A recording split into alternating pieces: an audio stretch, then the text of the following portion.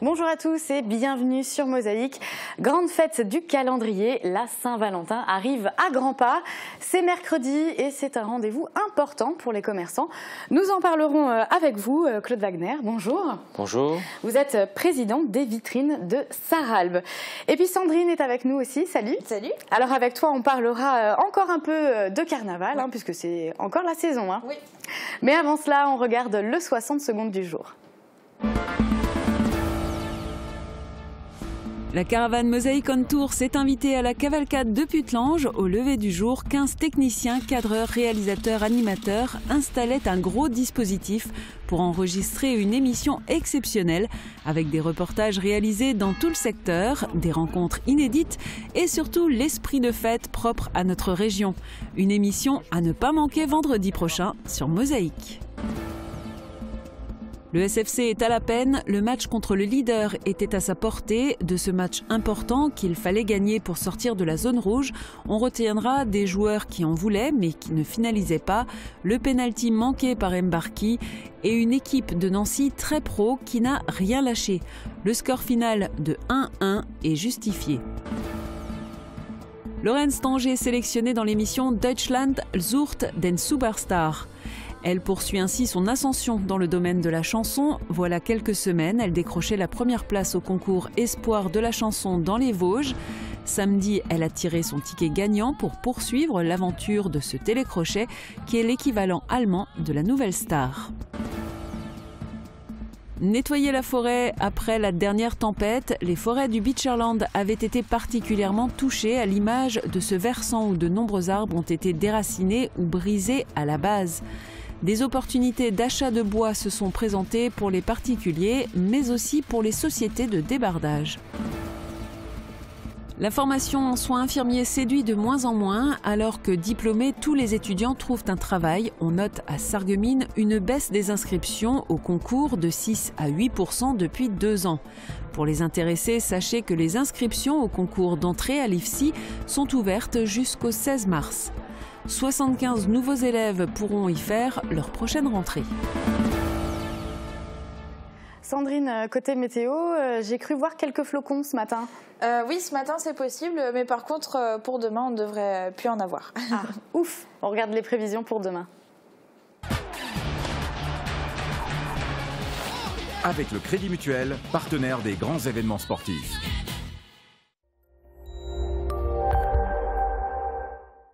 C'est une belle journée qui nous attend pour demain avec un soleil qui brille généreusement mais qui a du mal à réchauffer l'atmosphère. Le froid sera vif dès le réveil avec des gelées qui pourront atteindre de -3 à -6 degrés. Quant aux températures maximales, elles plafonneront entre 2 et 4 degrés. Demain, nous sommes le mardi 13 février, nous fêtons les Béatrices. Le soleil nous accompagnera de 7h42 à 17h48. Je vous retrouve dans un instant pour la suite de l'émission.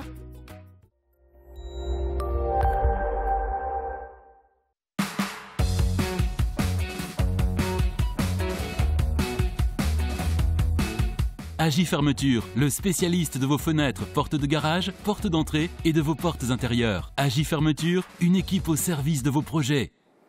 Nouvelle journée justice morte pour les bâtonniers du Grand Est. Aujourd'hui, toutes les audiences sont suspendues. À Sarreguemines, les avocats se sont réunis ce matin à 11 h sur les marches du tribunal. Ils dénoncent une situation de flou face à leurs revendications. Uranie Tozic était sur place. Alors je suis devant le tribunal de grande instance de Sarreguemines. Aujourd'hui c'est la deuxième journée justice morte, il y en avait une première au mois de janvier. Alors je suis en compagnie du bâtonnier du barreau de Sarreguemines, Armand Hénard. Alors aujourd'hui on sait que dans 3 jours il y a la fin des concertations. Est-ce qu'on est dans le flou encore ? Alors maintenant nous sommes à 3 jours de la fin de la consultation. Vous savez que le 15 janvier, le rapport Rimbourg et Houillon a été publié et la discussion devait s'engager jusqu'au 15 mars.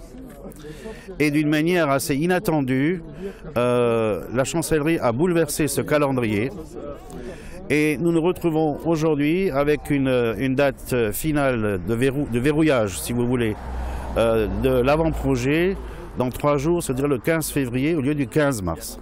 C'est pour cette raison que le barreau de Sarreguemines, avec le barreau de Metz et de Thionville, mais également relayé cette fois-ci par la conférence des bâtonniers de France, a demandé à tous les barreaux de manifester selon la manière qui leur plairait. Et nous avons bien entendu, comme les 2 fois précédentes, estimé que nous faisons une journée justice morte. Là maintenant, je suis en présence de Maître Hume. Alors pour vous, le tribunal de grande instance est quand même important, ça on l'a vu dans la première journée justice morte. Aujourd'hui, vous continuez d'être dans la contestation. Qu'est-ce que ça changerait pour vous ? Écoutez, nous maintenons notre mobilisation ici à Sarreguemines, puisque ce tribunal est important compte tenu de sa proximité pour les justiciables.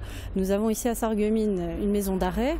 Nous avons un tribunal de grande instance qui permet aux justiciables, notamment du pays de Bitche, ceux de l'arrondissement de Sarreguemines, de bénéficier d'une justice de proximité, ce qui ne serait plus forcément le cas si la réforme était menée à son terme. Je me trouve en présence de Maître Keller lors de cette deuxième journée justice morte. Pour votre profession, si le tribunal de grande instance devait disparaître ou même être réduit à divers services, ça changerait quoi pour vous ? On serait quasiment tous les jours sur la route. Également, ce qu'on remarque, c'est que pour chaque audience, nous avons plusieurs dossiers. Et à chaque fois, il y a un petit dossier où il faut intervenir au greffe. Donc tout ça, ce serait une perte incroyable pour le justiciable en termes de fonctionnement et de bonne justice. Il y aurait moins d'avocats ici ?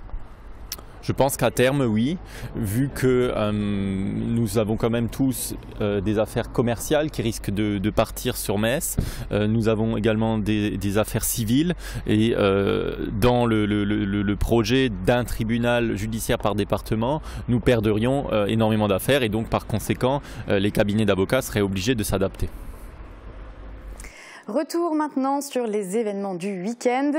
Gymnastes, nageurs et futurs étudiants avaient rendez-vous à Sarreguemines. Des centaines de familles étaient réunies dimanche à la cavalcade de Putelange-au-Lac. Et Mosaïque y était pour enregistrer une émission exceptionnelle diffusée vendredi dès midi. Retrouvez tout de suite un extrait dans le VSD réalisé par Marie Lorenz.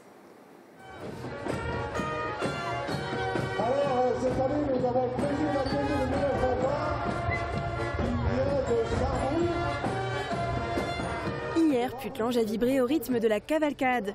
12 chars et une vingtaine de groupes ont déambulé dans les rues du centre-ville. La troupe la plus lointaine est venue de Noménie en Meurthe-et-Moselle, mais il y avait également des groupes locaux comme Sarreguemines et Sarre-Union.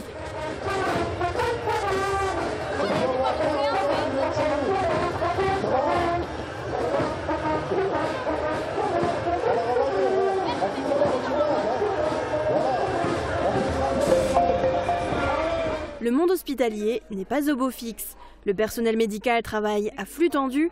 Cela se traduit par des grèves, comme récemment dans les EHPAD. En France, on l'observe aussi avec une baisse d'attractivité dans les instituts de formation en soins infirmiers. À Sarreguemines, il y a une baisse des inscriptions au concours de 6 à 8% depuis 2 ans. Mais chaque année, des centaines de futurs bacheliers se rendent aux journées portes ouvertes de l'IFSI. Cela reste un métier qui plaît et surtout, il y a des débouchés. Après leur diplôme, tous les étudiants ont un travail dans le secteur qu'ils souhaitent, ce qui n'était pas toujours le cas il y a encore 2 ans. Les inscriptions au concours d'entrée à l'IFSI sont ouvertes jusqu'au 16 mars. 75 nouveaux élèves feront leur prochaine rentrée à Sarreguemines pour apprendre le métier d'infirmier. L'IUT de Moselle-Est a également ouvert ses portes samedi, dont le site de Sarreguemines. Ici, 300 étudiants sont répartis dans 2 départements, GACO, gestion administrative et commerciale des organisations, et GLT, gestion logistique et transport. Ils proposent des formations initiales ou des formations par alternance, une option choisie par un tiers des étudiants à l'IUT de Moselle-Est. Dans le même bâtiment, on retrouve également l'antenne de droit de l'Université de Lorraine. Une petite structure qui permet une proximité avec les enseignants et qui rassure les futurs étudiants.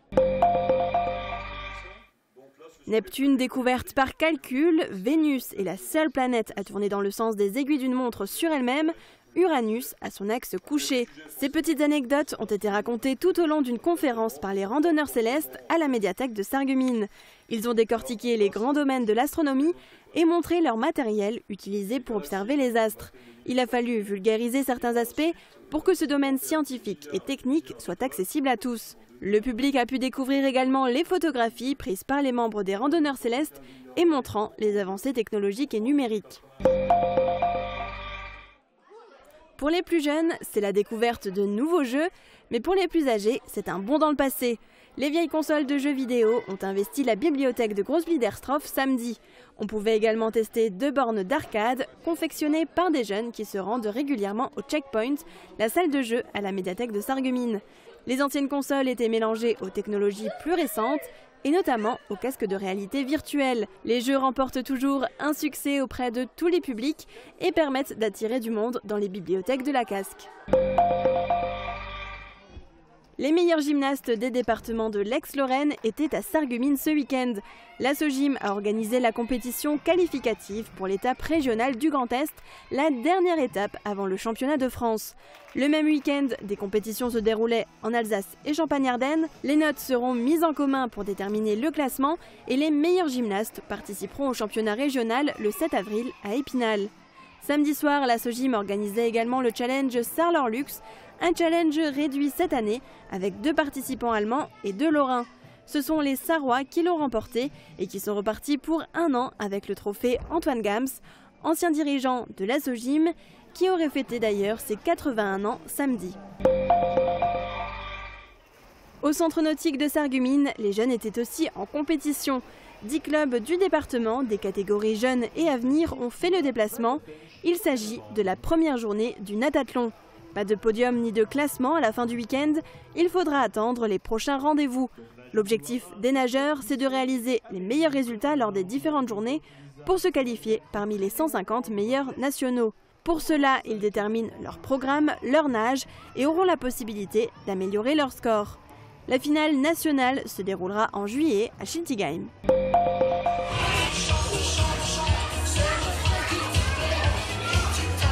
Après l'effort, le réconfort. Les petits pouvaient faire la fête dimanche à la salle socioculturelle de Zétain.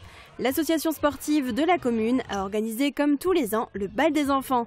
DJ 57 s'est chargé de l'animation et pour accompagner les petits sur la piste de danse, on pouvait compter sur le Panda et Casimir.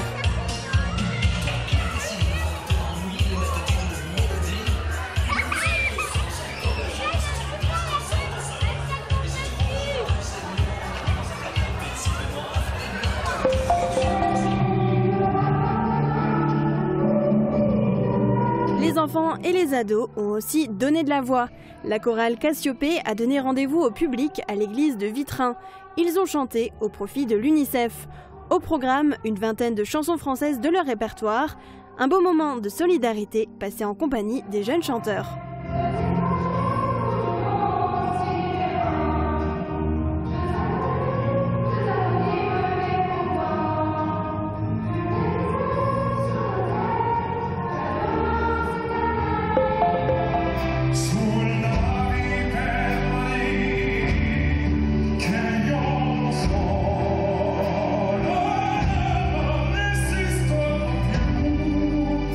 Les chansons populaires, reprises par Amaury Vassili et ses 8 musiciens. Ils étaient sur la scène du W à Woustviller samedi soir. Amaury Vassili s'est fait connaître grâce à ses envolées lyriques. Il a d'ailleurs longtemps été considéré comme le plus jeune ténor de France. Mais aujourd'hui, il montre qu'il est aussi un chanteur de variété avec une voix exceptionnelle. Il a donc entonné des standards avec bien entendu du Mike Brandt.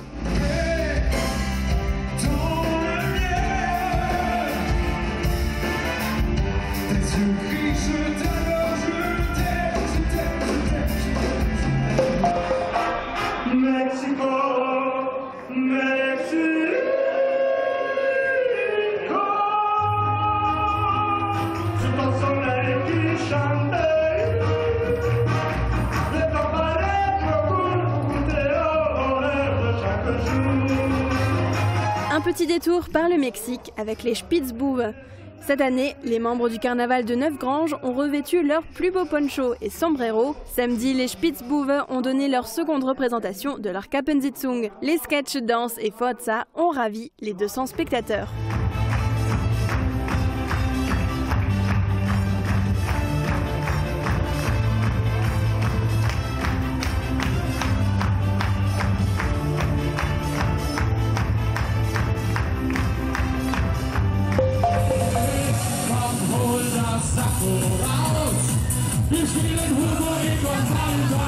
Il faisait très chaud aussi à Sarreguemines. Cette année, pour la soirée de carnaval, la Société carnavalesque de Sarreguemines n'a pas fait les choses à moitié. Elle a fait appel à Mickey Krause, chanteur de Schlager allemand, qui fait danser dans les clubs. Pour sa première scène en France, il était à l'hôtel de ville de Sarreguemines et il a réchauffé le public.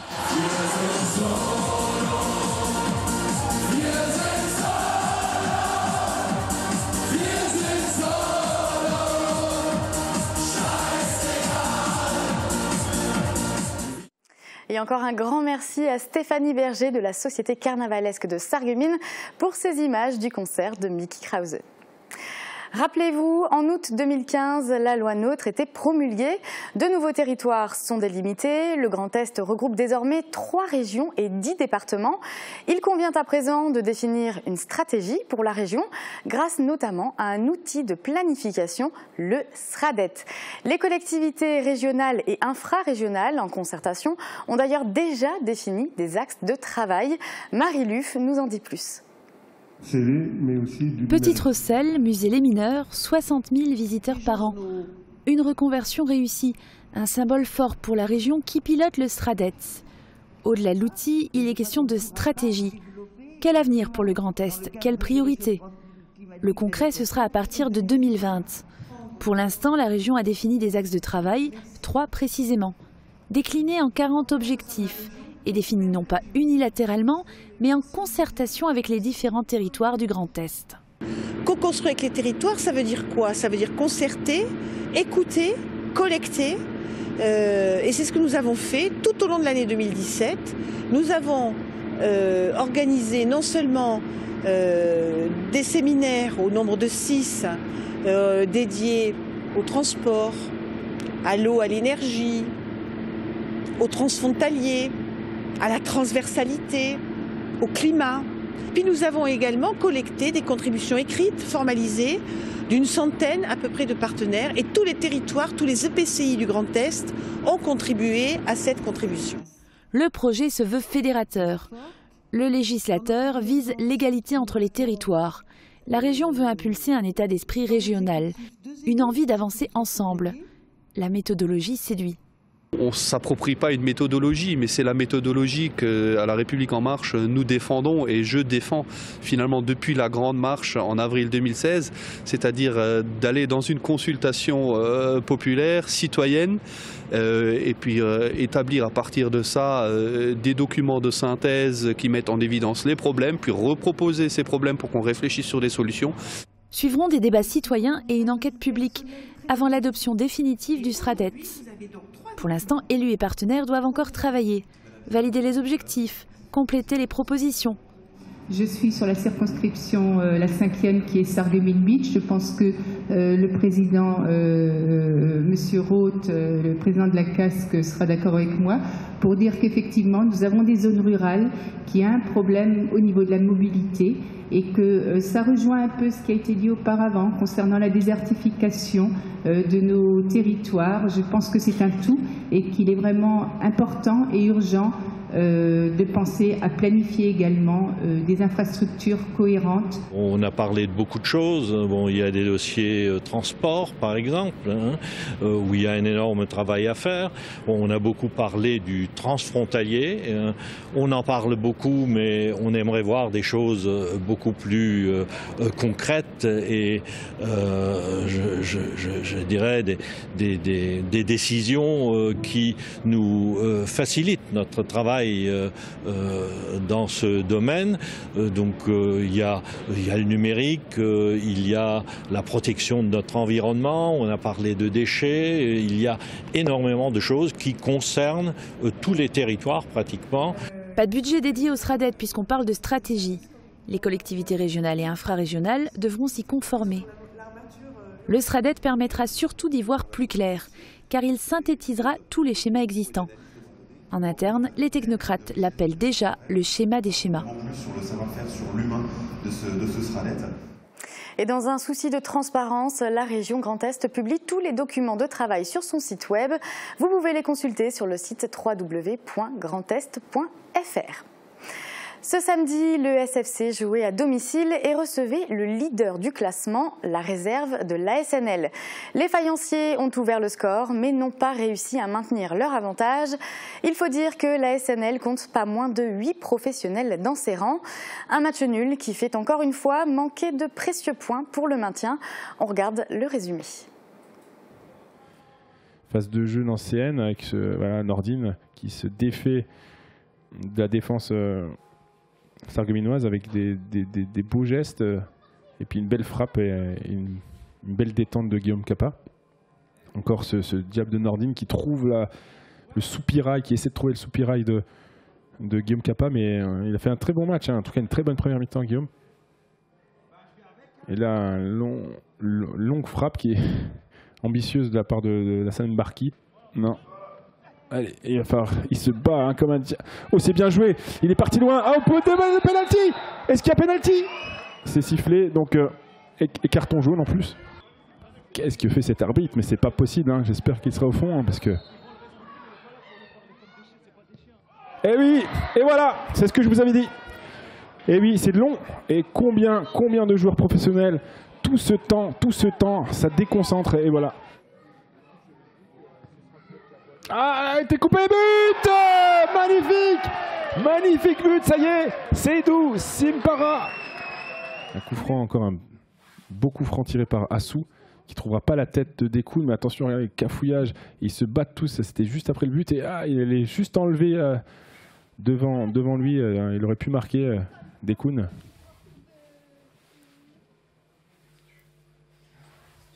Le Dembélé là, qui se balade littéralement dans la surface sarregueminoise et qui heureusement qu'il y a Alan Vangère qui vient sauver son équipe là, sur la ligne. Sinon c'était déjà l'égalisation. On était à peu près à 65e. Attention à Haddad, hein, il est dangereux. Hein. Et là, attention, le contre est favorable. Ah, but! Oh là là, malheureusement pour Sarreguemines. Oh là là. Dans la situation dans laquelle on est, c'est vraiment une grosse déception parce qu'on a vraiment besoin de gagner. Et surtout à domicile, je pense qu'un maintien, ça passe par des victoires à domicile. Et encore une fois, on perd 2 points aujourd'hui. On a perdu 2 points contre Amnéville, 2 points contre Trémery, on a perdu 2 points contre Haguenau, contre Épernay. Voilà, ça va être dur de se maintenir si on n'est pas capable de tenir un score à domicile. Donc c'est encore une fois une grosse déception. On n'arrive pas à enrayer cette spirale négative. J'arrive pas à trouver la petite solution qui fait qu'un match bascule dans notre sens au lieu de notre sens. Voilà, c'est comme ça. Donc je suis un petit peu abattu ce soir. C'est fini. Voilà, 1 partout. Buteur sarregueminois Seydou Simpara. On fait le point sur le classement. Vous le voyez, le SFC se trouve à la 14e place de National 3 avec 18 points, toujours derrière Trémery et devant Pagny-sur-Moselle. Le point sur la Saint-Valentin et encore un peu d'ambiance de carnaval, c'est juste après la pause. À tout de suite.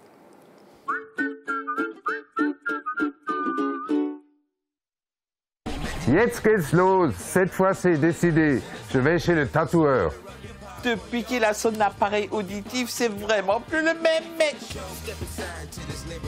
Une nouvelle jeunesse avec la passion de l'audition.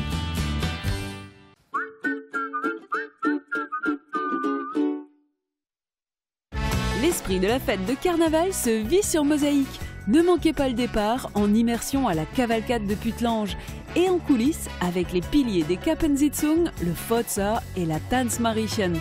Pluie de confettis et ambiance de folie, c'est vendredi 16 février sur Mosaïque. On est en pleine saison de carnaval et qui dit carnaval dit aussi beignets. Mais lesquels choisir? C'est notre question du jour. Les beignets de carnaval sont un grand classique à cette période de l'année. Il en existe plusieurs sortes. Alors quels sont vos préférés?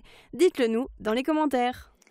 Bon Sandrine, tu vas encore nous donner l'eau à la bouche avec tes idées de beignets, non? Oui, mais promis pas longtemps. Alors du côté des beignets nature, on a Sylvie et Gérard.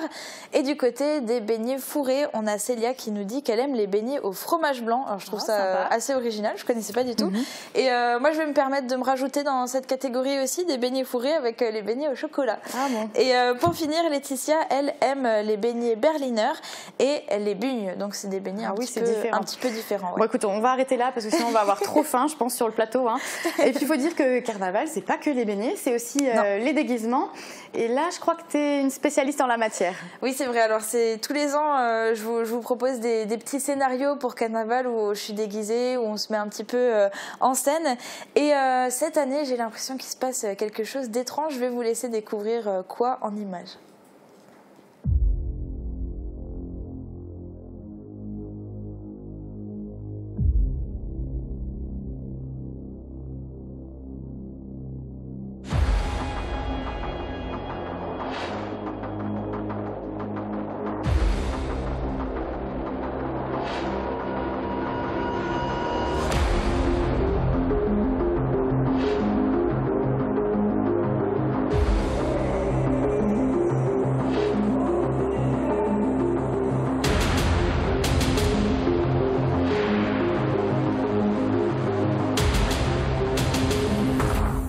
J'ai fait un rêve super bizarre.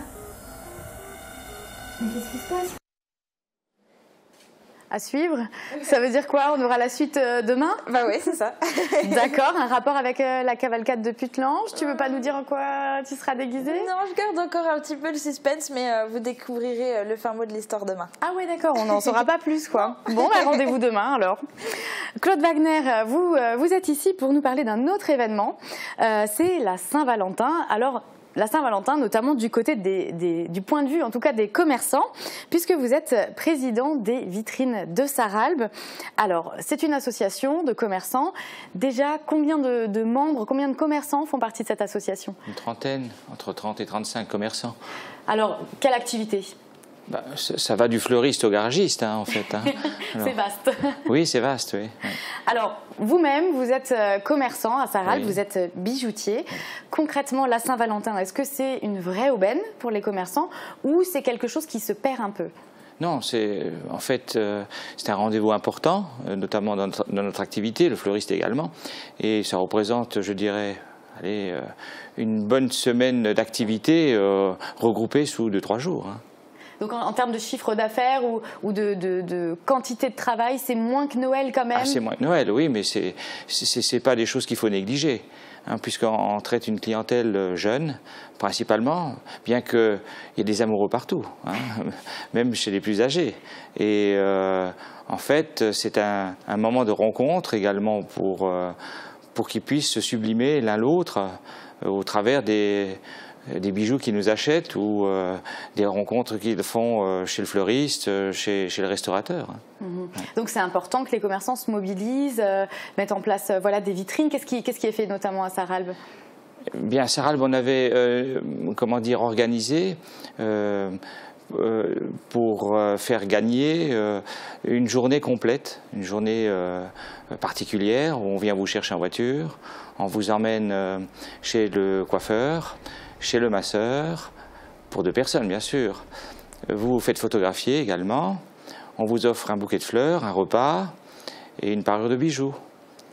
Et cette opération, elle a été tirée au sort.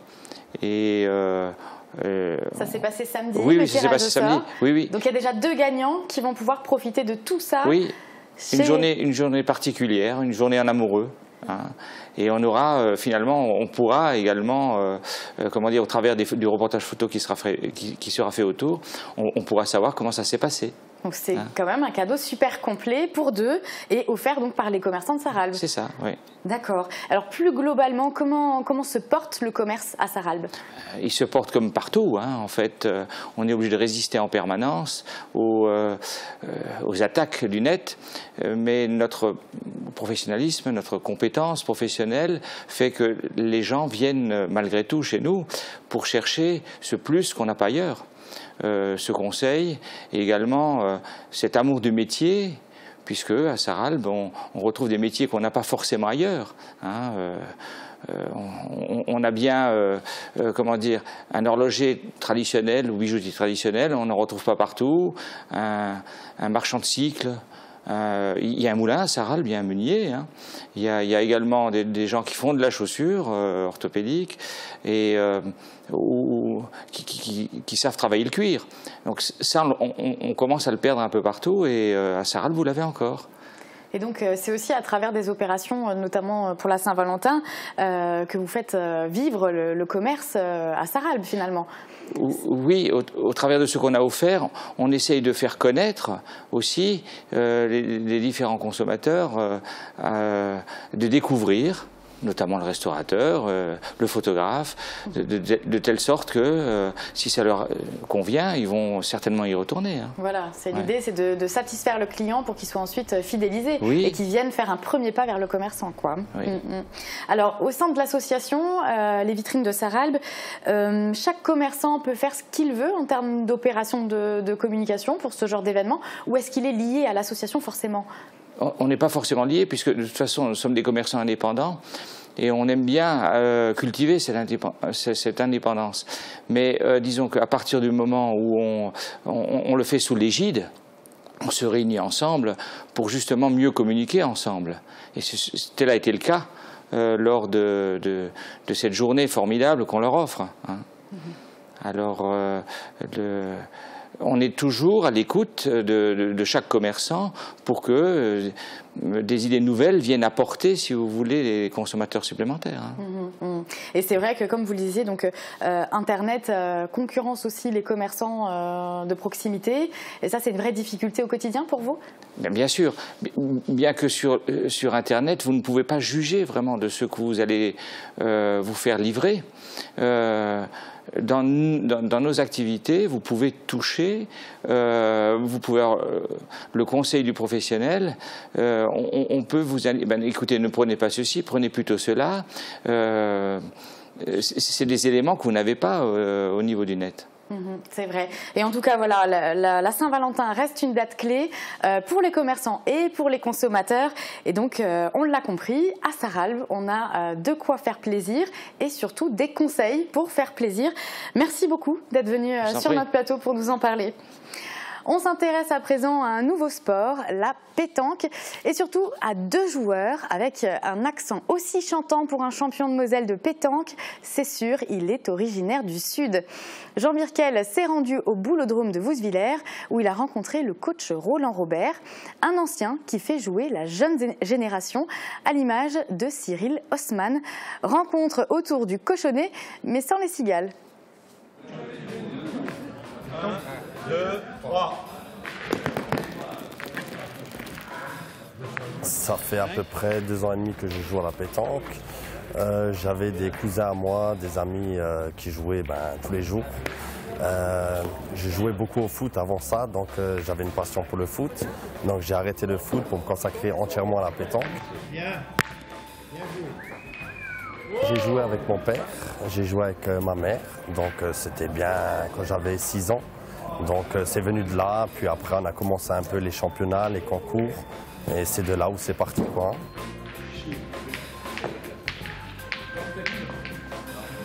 Au départ, je pense que d'abord il faut apprendre à pointer. La base, c'est le point. Et quand on sait pointer, on peut après se perfectionner au tir et essayer de devenir. Mais bon, tout le monde ne devient pas tireur, hein. C'est évident. Hein.